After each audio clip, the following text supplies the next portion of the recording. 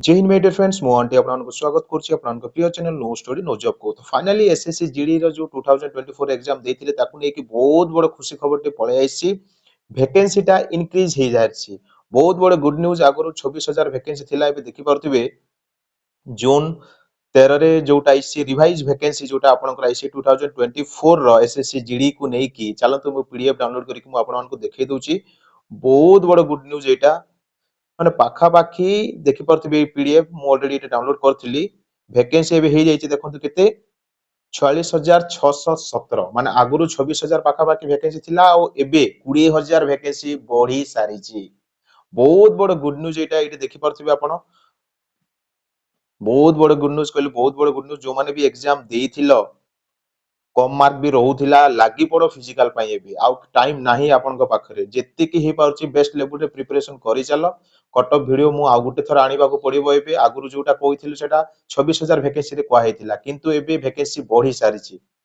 तो cut off video बहुत शीघ्र मु आनिबी चिंता करंतुनी। किंतु एबे आपनका पाई काम रहउची निहाती फिजिकल पाई प्रैक्टिस करबा स्टार्ट कर दियंतु। बहुत शीघ्र रिजल्ट पळे आसीबो माने पाखा पाखी 10 रु 15 दिन भितर आपनकर रिजल्ट पळे आसीबो। चलंतु मु आपनकर ओडिसा रे देखै दोछि कि सेटा इंपोर्टेंट एटा आपनकर फीमेल कैंडिडेट नक्सल इफेक्टेड एरिया ओडिसा रे मु आपनको देखौछि। एटी देखि पारथिबे पाखा पाखी 101 टी वैकेंसी अछि एबे बढ़ी जाइछि और पाखा पाखी 40 50 टा वैकेंसी बढ़ी जाइछि। मु डिटेल्स रे आपनको आनिबी आ देखैबी वैकेंसी आगुरु केते थिला आ एबे केते हेइछि सब डिटेल्स मु आपनको देखैबी।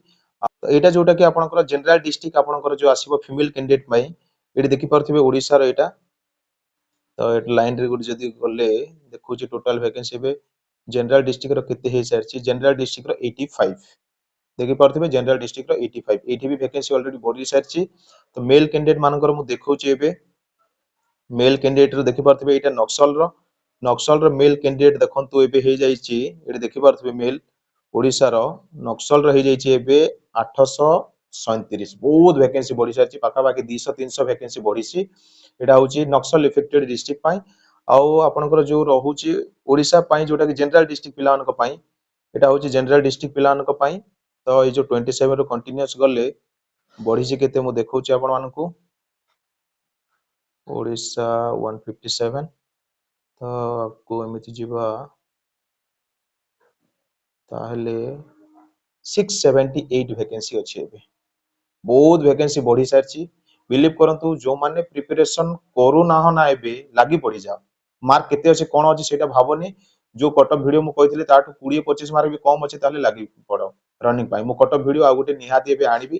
तो एठी एतिकी इंपोर्टेंट इंफॉर्मेशन थिला जोटा कि मु आपन मानकू प्रोवाइड कर देली। किछि जदी डाउट रहउची ताले निहाती कमेंट सेक्शन रे जणांतु आ किछि जदी जानिबा पाई चाहउचंती ताले भी कमेंट सेक्शन रे जणांतु। एटा देखि परथिबे रिवाइज रे जोटा ऑलरेडी बाहरी सारची आ एटा 2024 रो माने एबे जो आपनकर रिजल्ट बाहरीबा को अछि ना सेठी एटा फिल अप करा जिवो। तो ऑलरेडी गवर्नमेंट चेंज हे सारचंती आ गवर्नमेंट चेंज हला पर बहुत बड़ स्टेप टे निया जाईची।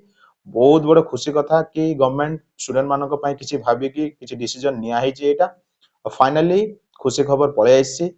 रनिंग पाई प्रैक्टिस करि चालंतु कंटीन्यूअसली किछि डाउट अछि कमेंट सेक्शन रे निहाती पचारबे। ए वीडियो रे जहां भी इंपोर्टेंट इंफॉर्मेशन थिला मु आपन मानकू प्रोवाइड कर देछि। वीडियो जदी इंफॉर्मेटिव हेल्पफुल लागिथिबो ताले वीडियो गोटे लाइक करिकि सांग साथी मानक टिके शेयर कर देबे। Thank you see you next video.